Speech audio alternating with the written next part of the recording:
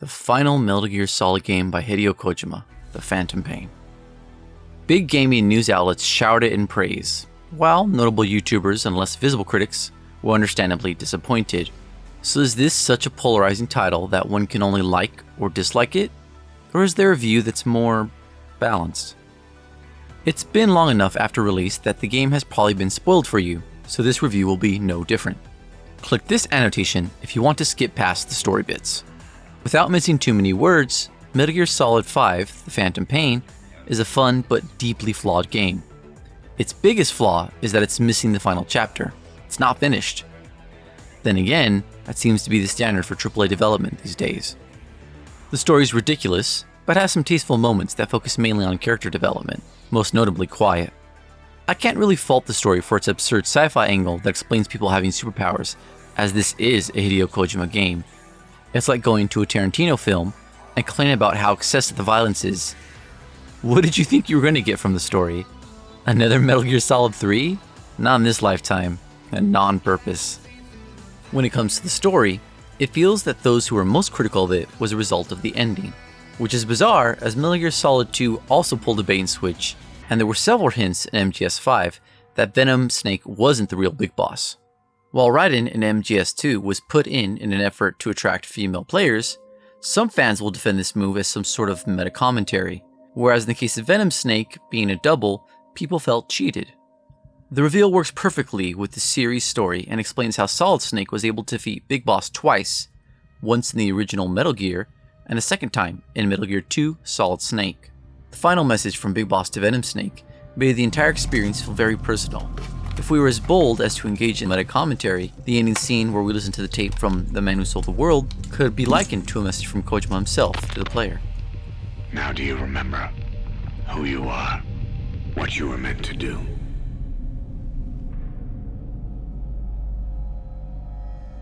I cheated death thanks to you.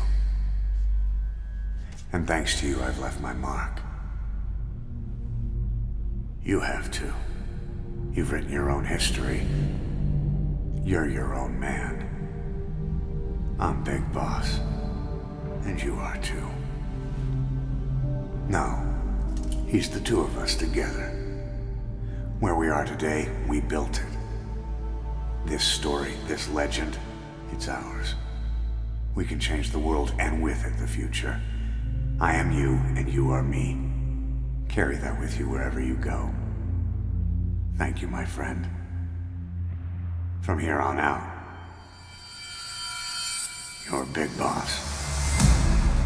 It easily sounds like a game designer saying goodbye to his loyal fanbase. Anyway, one of the other more common gripes with the story I saw was that this means Big Boss was a false legacy. That's a moot point though, isn't it? Even if Big Boss built notoriety in the course of Peace Walker, his foundation as Big Boss was all a lie. The boss, aka his mentor, the Joy, made the ultimate sacrifice, and as a result, Naked Snake went on to build a name for himself. It was already a false legacy, and we found later that the price of the boss's sacrifice was all too much for him to bear. Between being given credit for something he didn't do alone, and losing someone that he loved that mentored him, a pattern emerges that gives us a lot more insight into Big Boss's actions. Kojima gets lost in big picture ideas, but the smaller character stuff he produces is ultimately his strength as a writer. If you're a diehard fan, or just at all familiar with the caliber of Kojima's writing, then some of the more absurd plot points should not have been a surprise. The story's biggest downfall is that it was left open with a cliffhanger in Chapter 2. It's simply not done. Maybe this is the real Phantom Pain.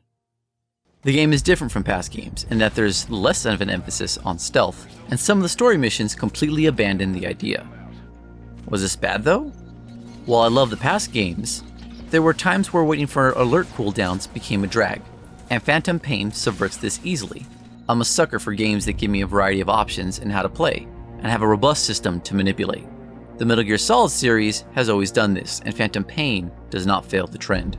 For many of the missions, stealth is still an option, and the best way to get high mission grades. The player can go in guns a-blazing as well, but that always complicates things.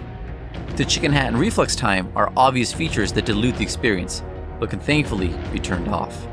Some of the missions feel like filler, but it wasn't toward the end of Chapter 2 did it feel obvious. I anticipate Kojima Productions was low on dev time by this point. Purists might decry a lessened focus on stealth, but even that works thematically with the idea of a punished Snake who's acting less like the real big boss. Besides, it's not like you could be stealth fighting a Hind D in MGS1. Building your base is another touch that makes playing Phantom Pain feel personal, but late in the game, and after the main story has been completed, it's mostly there just to rake in some microtransactions for Konami. Beyond that, the game looks and runs great. The music is era appropriate and works nicely, except for that one scene.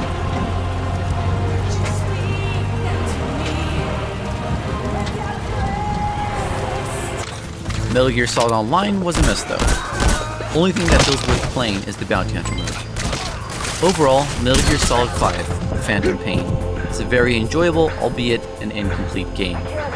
With Kojima Productions closed by Konami, the third and final chapter won't even be DLC.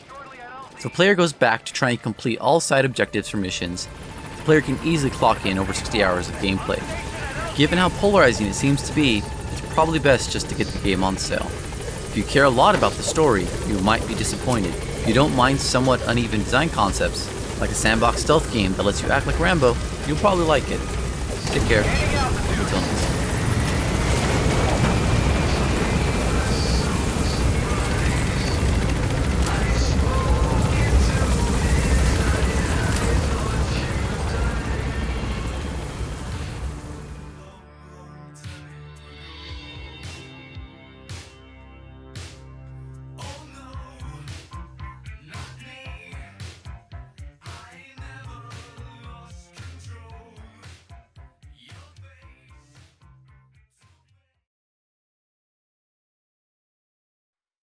Extraction arrived at Mother Base.